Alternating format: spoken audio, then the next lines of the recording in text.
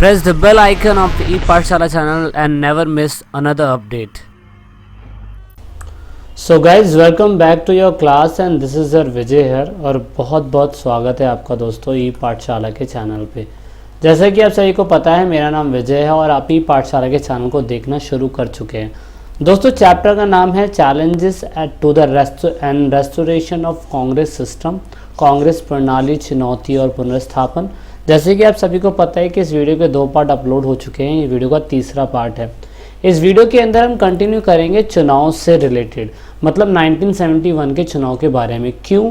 क्योंकि जैसे कि आप सभी को पता है कि पहले भी हमने 1967 के इलेक्शन में देखा था कैसे कि लोकसभा के अंदर यानी कि जैसे सरकार बनती है उसमें भी क्या कहते हैं कांग्रेस पार्टी की हालत ख़राब हो गई थी और विधायिका जो विधानसभा के चुनाव होते हैं उसमें कहीं ना कहीं 8 राज्यों के अंदर 9 राज्यों के अंदर सरकार ने गठबंधन की सरकारें बनाई थी और वो गठबंधन की सरकार कहीं ना कहीं ऐसी ही चल रही थी, जिसमें से केरल के अंदर DMK को बहुत अच्छा सपोर्ट मिला था।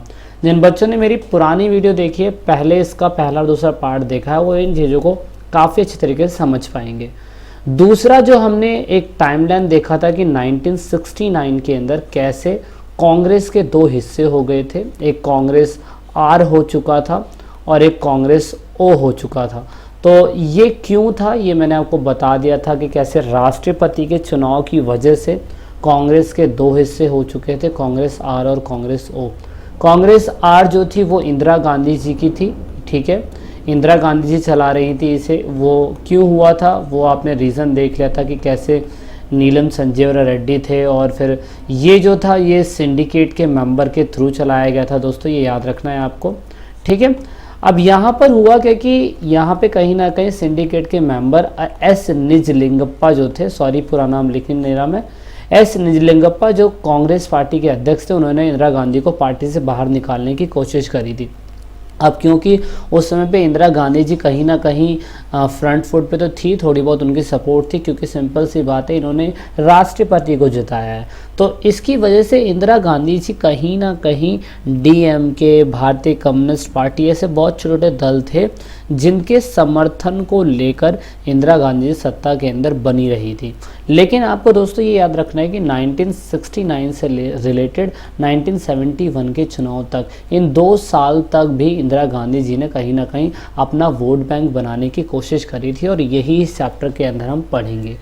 तो 1969 के बाद कहीं ना कहीं कांग्रेस पार्टी के अंदर डिस्प्यूट फैलने लग गया था। उसका एकमात्र कारण यही देखा जा सकता है कि कैसे इंदिरा गांधी ने बड़ी चतुराई से 1970 के दशक में लोकसभा भंग करवाई थी। ये लोकसभा कौन सी थी आपको याद रखना है, चौथी लोकसभा को भंग करवाने की कोशिश करी, फैसला लिया क्योंकि राष्ट्रपति जी अपने आ चुके थे और 5वीं लोकसभा जो 1971 में हुई थी उसको इलेक्शन दोबारा से करवाने की कोशिश करी गई।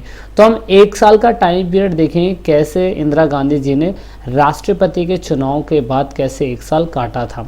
उसमें कहीं ना कहीं ऐसा बोला जाता है कि चुनाव के टाइम पे कांग्रेस आर जो इंदिरा गांधी की थी वो बहुत कमज़ोर पार्टी थी और कांग्रेस ओ जो सिंडिकेट यानी कि गैर हिंदी भाषी एक एक्सपीरियंस लीडर का समूह था वो था। ये दोनों ही कहीं ना कहीं सत्ता के अंदर जो CPI थी या भारतीय यूनाइटेड दल थे या भारतीय कम्युनिस्ट पार्टी थी उनके गठबंधन से चलने की कोशिश कर रही थी। लेकिन दोस्तों आपको ये याद रखना है कि अब यहाँ पे जो इंदिरा गांधी जी है ना, इंदिरा गांधी जी पूरी तरीके से जितने भी दल थे ना उन सब के खिलाफ हो चुकी थी, चाहे वो कांग्रेस ओ हो जो क्या कहते हैं आपकी इनकी है क्या नाम है आपकी सिंडिकेट मेंबर्स की, चाहे लोक दल पार्टी हो, है ना, और चाहे बहुत सारी ऐसे रैंडमली पार्टी है, लोक दल पार्टी है, भारतीय कम्युनिस्ट पार्टी है, कांग्रेस फॉर डेमोक्रेसी है, ऐसे बहुत सारी पार्टियां जो थी जो इंदिरा गांधी के खिलाफ खड़ी होना चालू हो गई थी 1969 के इलेक्शन के बाद। लेकिन दोस्तों आपको ये याद रखना है कि कैसे इन सभी लोगों ने इंदिरा गांधी जी के खिलाफ 1970 के दशक में ग्रैंड अलायंस करा। ग्रैंड अलायंस जिसे आप महागठबंधन बोलते हैं दोस्तों, जो यूपी के अंदर किया गया था, उसमें गैर कांग्रेसी और गैर कम्युनिस्ट पार्टी ने सभी ने मिलके इंदिरा गांधी जी के खिलाफ चुनाव लड़ने की कोशिश करी थी। वो इसीलिए क्योंकि इंदिरा गांधी जी जो सरकार थी उस समय पे 1970 के चुनाव में कहीं ना कहीं उन्होंने एक नारा दिया था, गरीबी हटाओ का नारा, जो आज तक इतिहास के अंदर बहुत फेमस नारा था। और जो ग्रैंड अलायंस पार्टी थी, यानी कि इतने सारे जो इंदिरा गांधी के खिलाफ थे, उन्होंने इंदिरा हटाओ का नारा दिया था।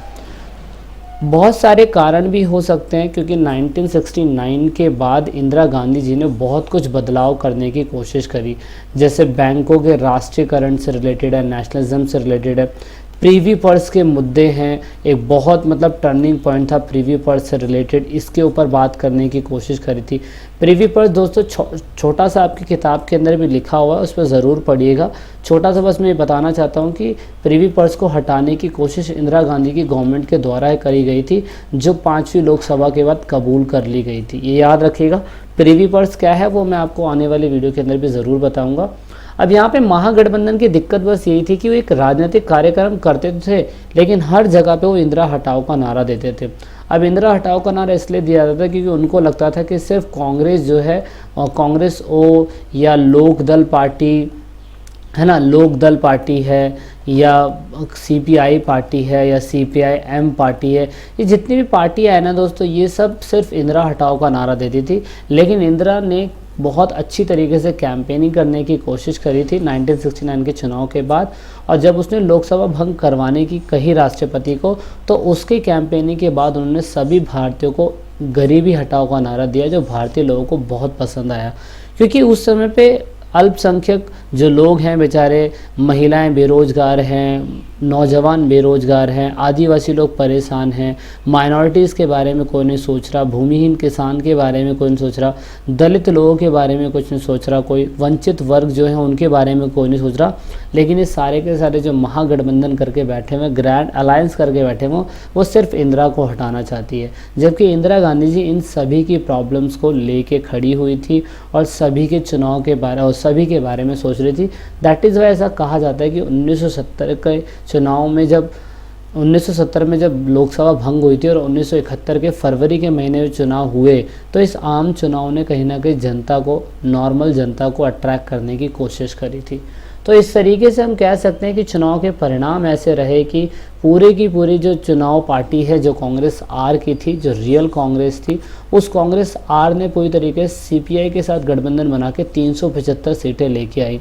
और जबकि जो क्या कहते हैं ग्रैंड अलायंस थे, जो अपने आप को गैर कांग्रेसीवादी या गैर कम्युनिस्ट पार्टी बोलते थे, उनको सिर्फ 40 सीटें मिली, जिन्हें आप महागठजोड़ बोलते हैं।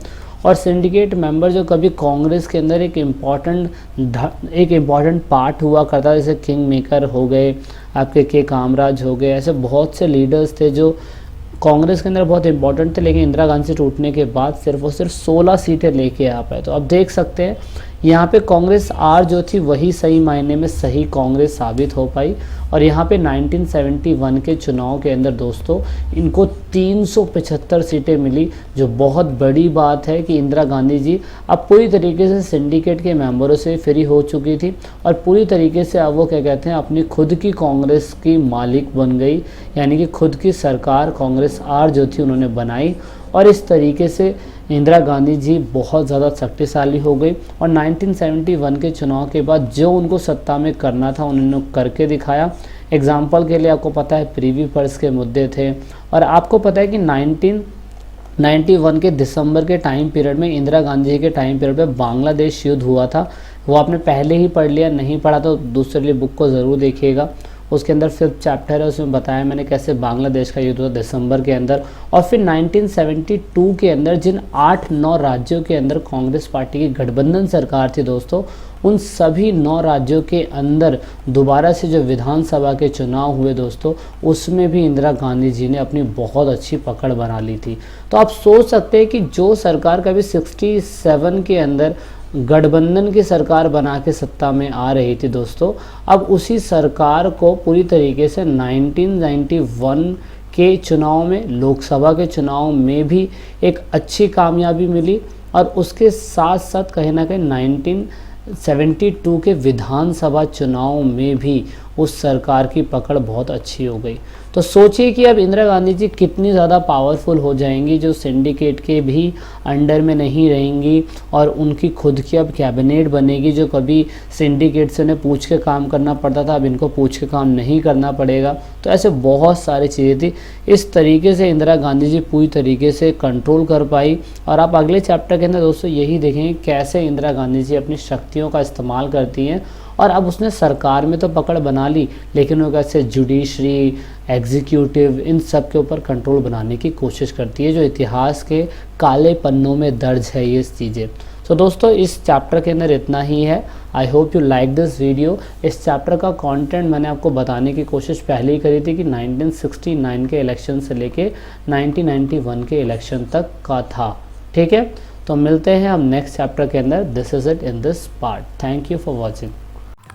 तो लास्ट में दोस्तों, अगर आप वीडियो को देख रहे हैं और ई पाठशाला चैनल के आप सब्सक्राइबर हैं या नए सब्सक्राइबर हैं, तो ई पाठशाला की टीम से आप सभी को यही रिक्वेस्ट है कि आप इन सभी वीडियो को अपने दोस्तों के साथ शेयर ज़रूर करें और कोशिश करें कि आप दूसरों को शेयर करवाने के लिए बोलें, क्योंकि आप जितना वीडियो को शेयर करेंगे उतना ही हम और लोगों की मदद कर पाएंगे, क्योंकि पढ़ेगा इंडिया जब भी बढ़ेगा इंडिया।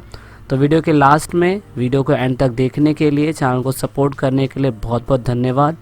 जय हिंद, जय भारत।